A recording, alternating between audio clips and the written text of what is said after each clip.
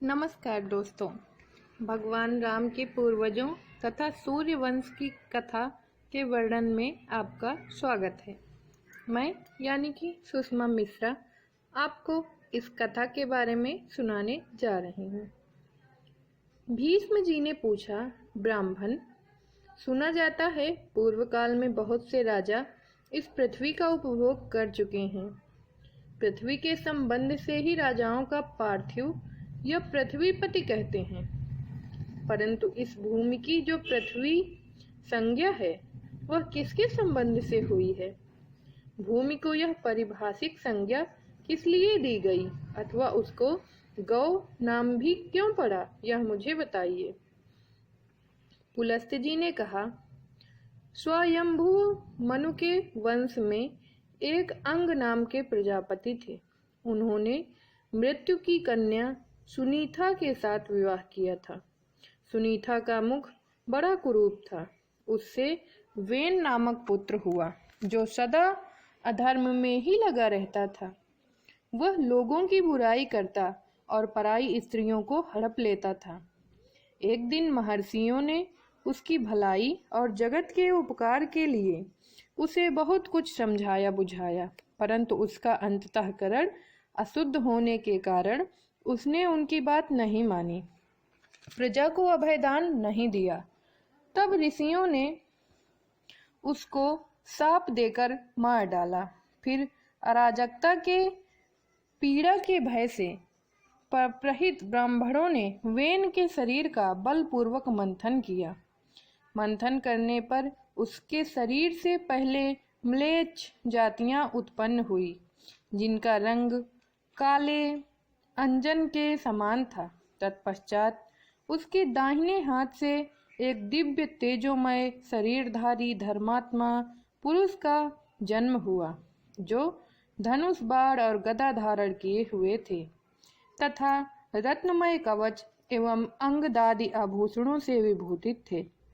वे पृथु के नाम से प्रसिद्ध हुए। उनके रूप में साक्षात भगवान विष्णु ही अवतीर्ण हुए थे। ब्राह्मणों ने उन्हें राज्य पर अभिषिक्त किया। राजा होने पर उन्होंने देखा कि इस भूतल से धर्म उठ गया है, ना कहीं स्वाध्याय होता है, ना वष्टकार यज्ञ आदि। तब वे क्रोध करके अपने बाण से पृथ्वी को विदीर्ण कर डालने के लिए उद्यत हो गए। यह देख पृथ्वी गाय का रूप धारण करके भाग खड़ी हुई। उसे भागते देख पृथु ने भी उसका पीछा किया। तब वह एक स्थान पर खड़ी होकर बोली, राजन, मेरे लिए क्या आज्ञा होती है? पृथु ने कहा, सुव्रते, संपूर्ण चराचर जगत के लिए जो अभीष्ट वस्तु है उसे शीघ्र प्रस्तुत करो। पृथ्वी ने बहुत अच्छा कहकर स्वीकृत दे दी। तब राजा ने स्वयंभू मनु को बछड़ा बनाकर अपने हाथ में पृथ्वी का दूध दुहा। वही दूध अन्न हुआ जिससे सारी प्रजा जीवन धारण करती है। तत्पश्चात ऋषियों ने भी भूमि रूपिणी गौ का दोहन किया। उस समय चंद्रमा ही बछड़ा बने थे। दूहने वाले थे वनस्पति, दुग्ध का पात्र था वेद, और तपस्या ही दूध थी। फिर देवताओं ने भी वसुधा को दुहा। उस समय मित्र देवता दोग्धा हुए, इंद्र बछड़ा बने तथा ओज और बल ही दूध के रूप में प्रकट हुआ।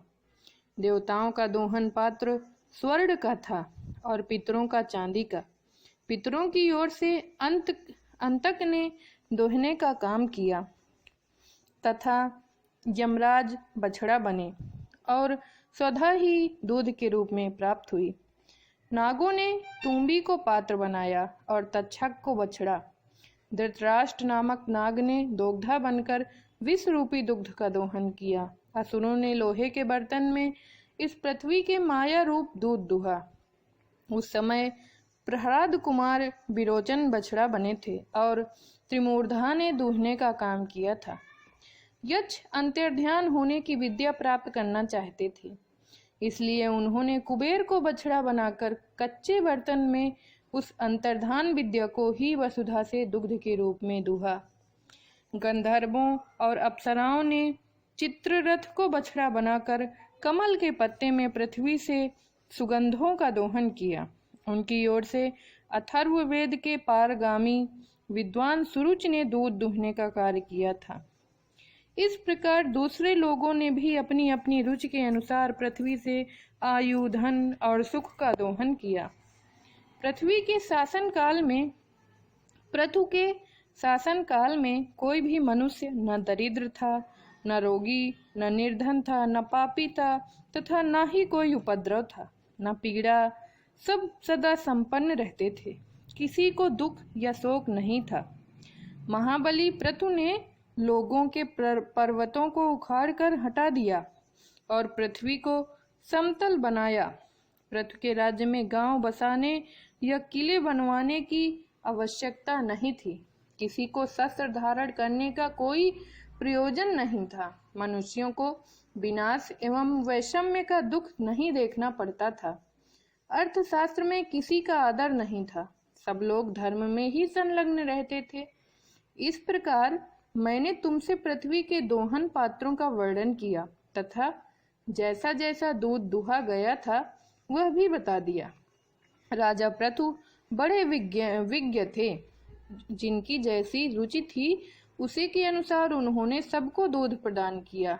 यह प्रसंग यज्ञ और श्राद्ध सभी अवसरों पर सुनने योग्य है। इसे मैंने तुम्हें सुना दिया। यह भूमि धर्मात्मा पृथु की कन्या मानी जाती है।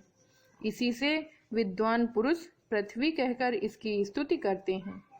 भीष्म जी ने कहा, ब्राह्मण, आप तत्व के ज्ञाता हैं।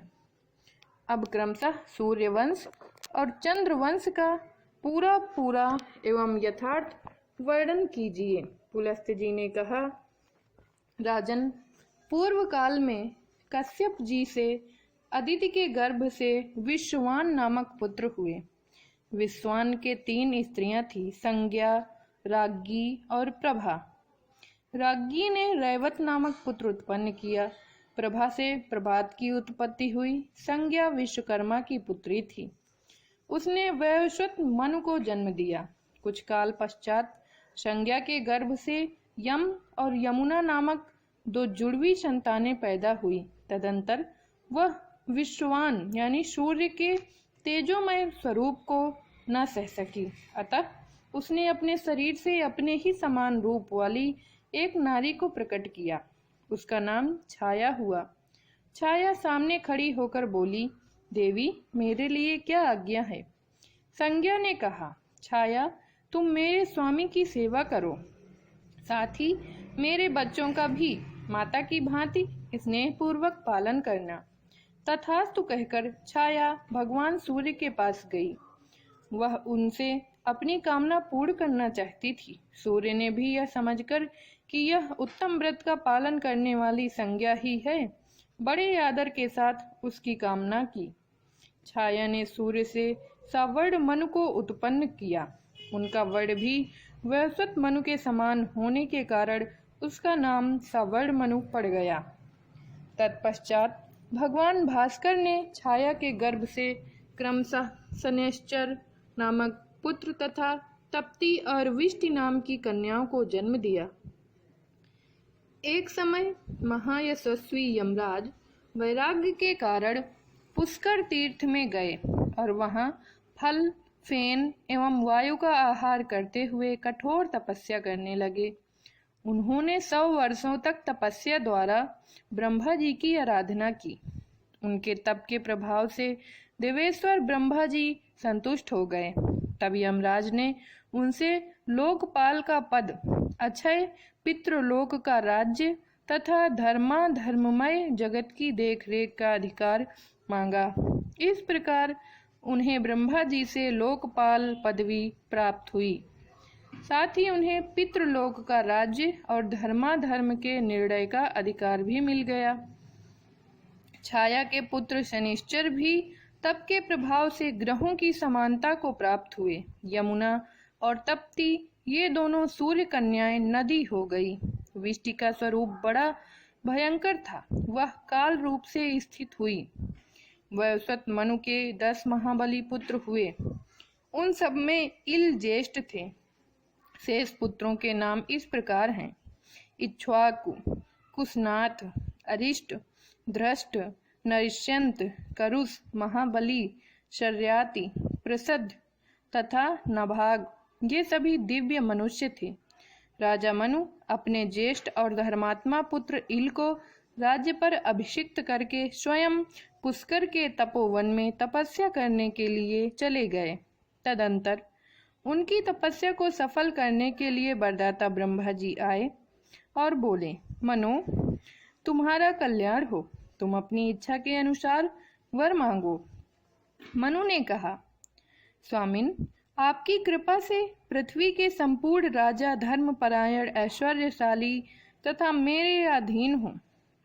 तथास्तु कहकर देवेश्वर ब्रह्मा जी वहीं अंतर्ध्यान हो गए। तदंतर मनु अपनी राजधानी में आकर पूर्ववत रहने लगे।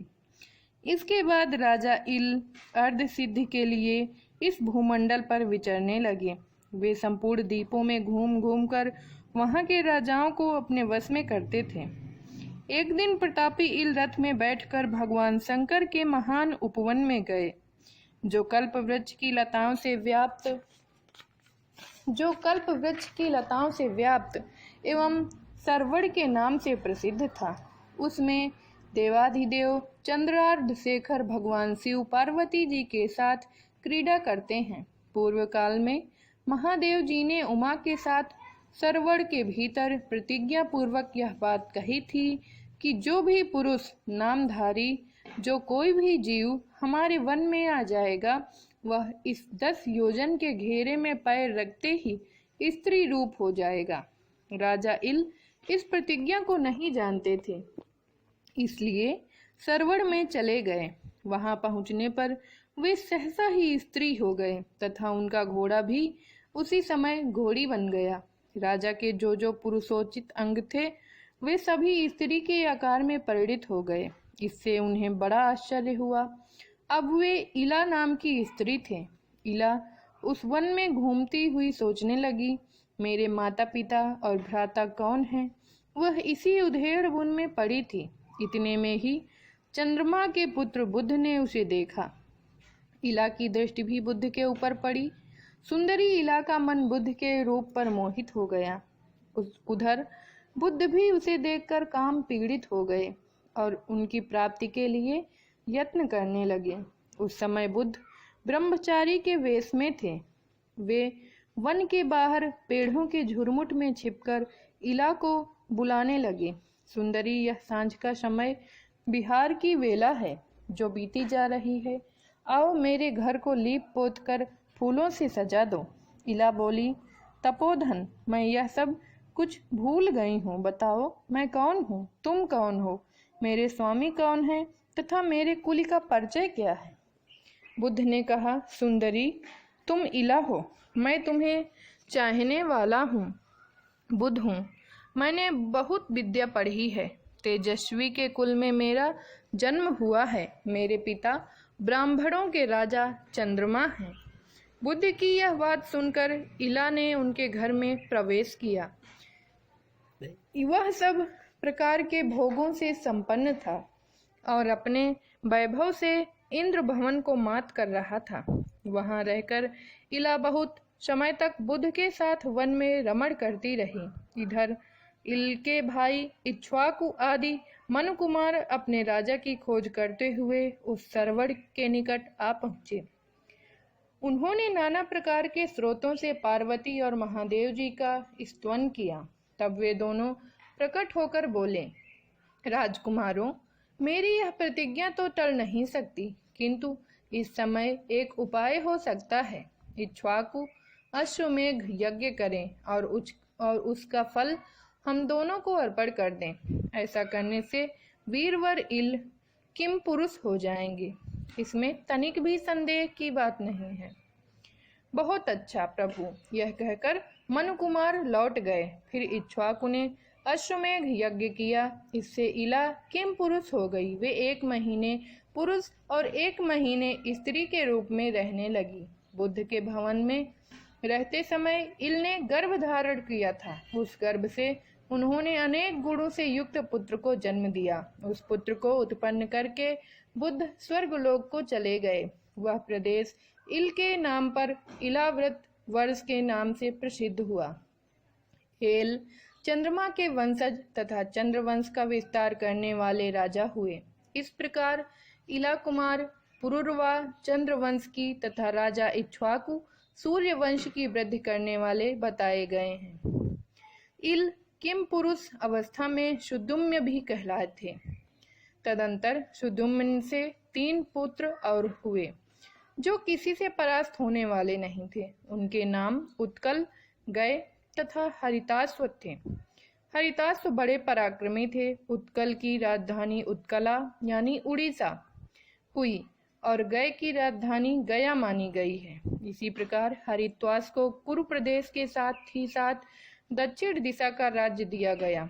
शुद्दुम्य अपने पुत्र पुरुरवा को प्रतिष्ठानुसार पैठन के राज्य पर अभिषिक्त करके स्वयं दिव्य वर्ष के फलों का उपभोग करने के लिए इलाव्रत वर्ष में चले गए। इक्ष्वाक ही मनु के सबसे बड़े पुत्र थे। उन्होंने मध्य प्रदेश का राज्य प्राप्त किया और इक्ष्वाकु के 100 पुत्रों में 15 श्रेष्ठ थे। वे मेरु के उत्तरी प्रदेश में राजा हुए। उनके सिवा 114 पुत्र और हुए जो मेरु के दक्षिणवर्ती देशों के राजा बताए गए हैं। इक्ष्वाकु के ज्येष्ठ पुत्र से ककुस्थ नामक पुत्र हुआ। ककुस्थ का पुत्र शियोधन था। यहीं पर भगवान राम के पूर्वजों तथा सूर्य वंश के वर्णन की कथा को